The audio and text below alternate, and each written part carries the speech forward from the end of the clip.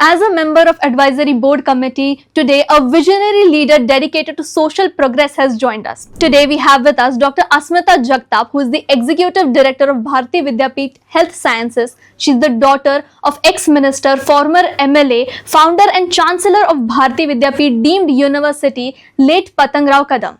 She has a firm belief in transformative power of education and wants to see Pune in a much better place. Let's speak to Asmita and know what plans she has for Pune. Hello and welcome to Pune Times Mirror. Thank you for having me here. It's wonderful to be on this platform, and I'm very glad that Pune Mirror made me a member of advisory committee, because it's a wonderful initiative and we'll be glad to be a part of it. So what does it mean for you personally to be a part of that? What do you think you can bring to the table? See, I feel that an advisory committee has the best of the best, and to be a member of that think tank where you have Dr.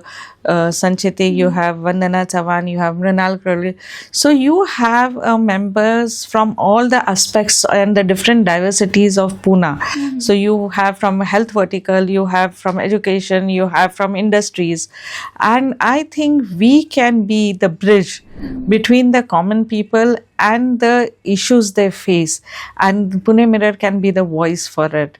So I think it will be a wonderful collaboration to bring about the change that we see in Pune. See, Pune is changing. And it is rapidly changing in terms of industries, constructions.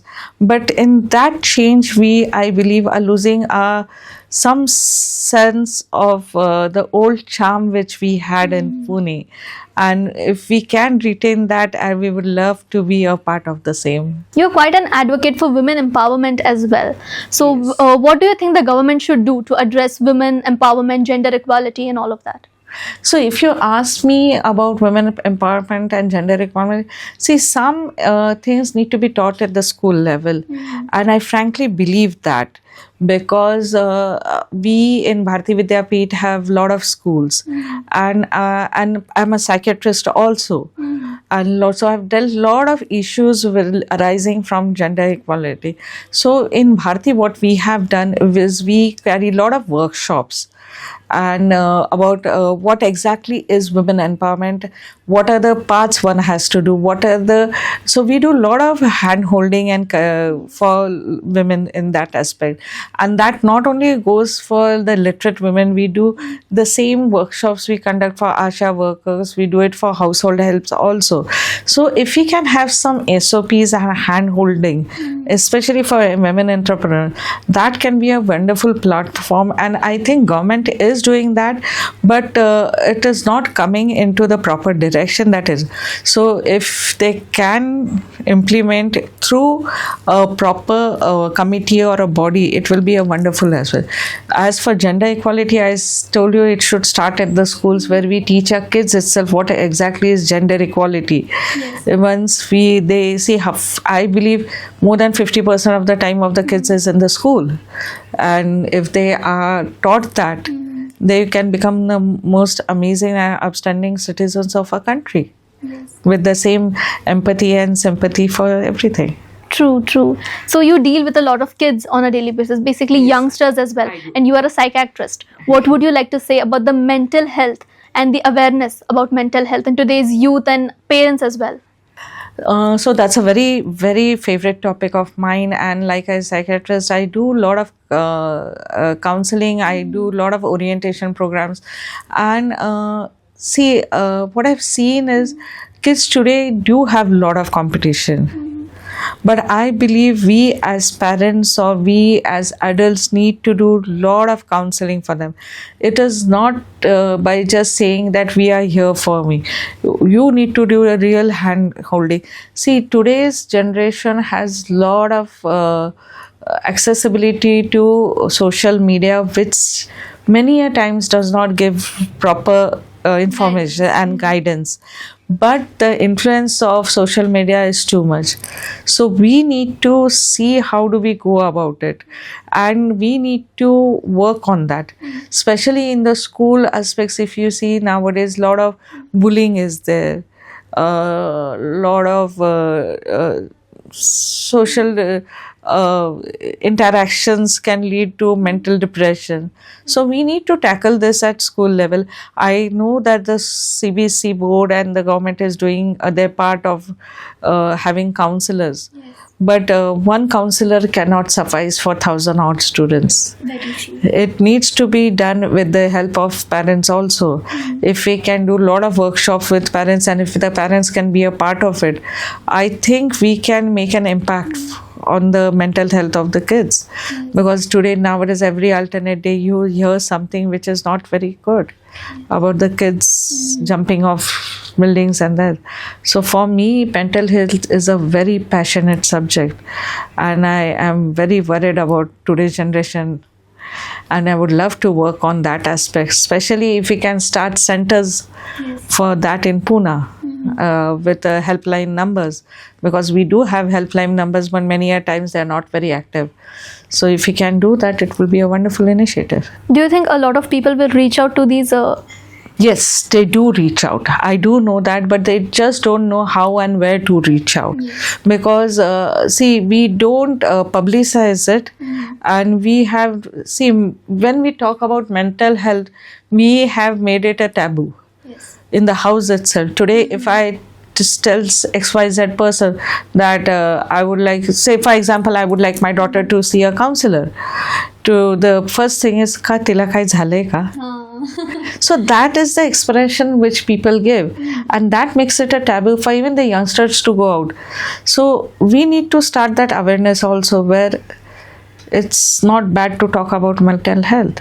And Pune Mirror can be a wonderful platform where the kids can come and talk about the mental health, where we can start about that it's not a taboo to talk about mental health. True, you often get negative feedback, like the way you said that, is something wrong, as something that, it's just not that, some people just need help day to day. Yeah. But people are afraid to ask for getting judged. Today, even if they don't know anything, say I've got this child who is studying in 6th standard and he had some issues with the class. I said, why didn't you ask the teacher if you have so much issues? So it was just a casual interaction.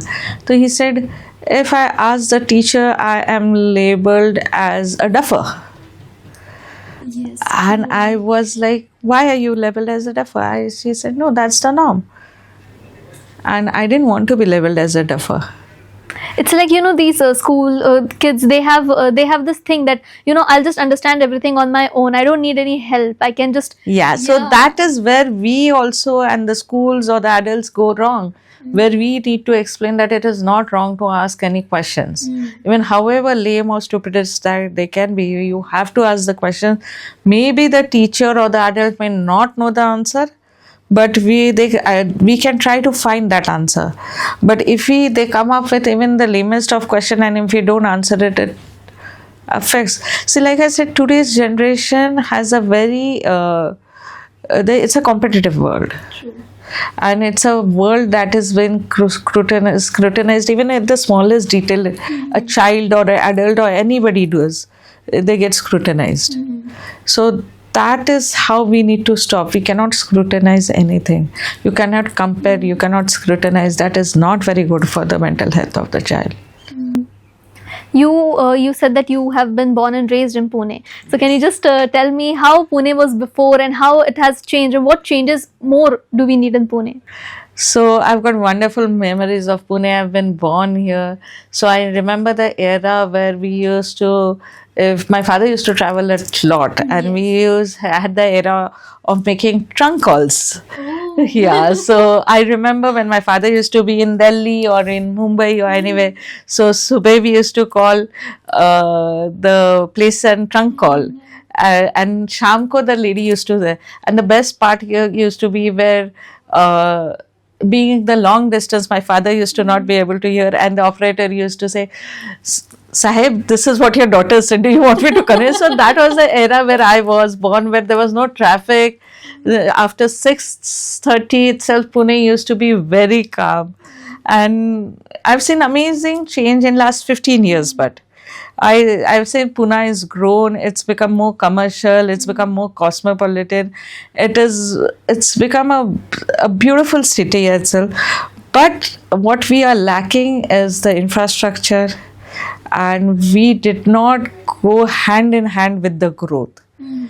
But if we can do that, I would love to see that change in Pune in the next 10 years or 15 years.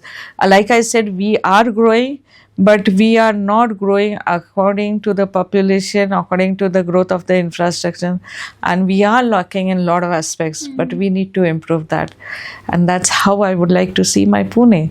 It's the beautiful old Pune where I'm born and brought up. I love to be, when people call me a Punekar, I'm very proud to be of that. I know being a Punekar is always a pride, you know. We're just very proud to be Punekar. So it's a wonderful part to be a part. What can we as citizens do? So I always say when I talk to people is we cannot do blame game. See, our local bodies are trying their best.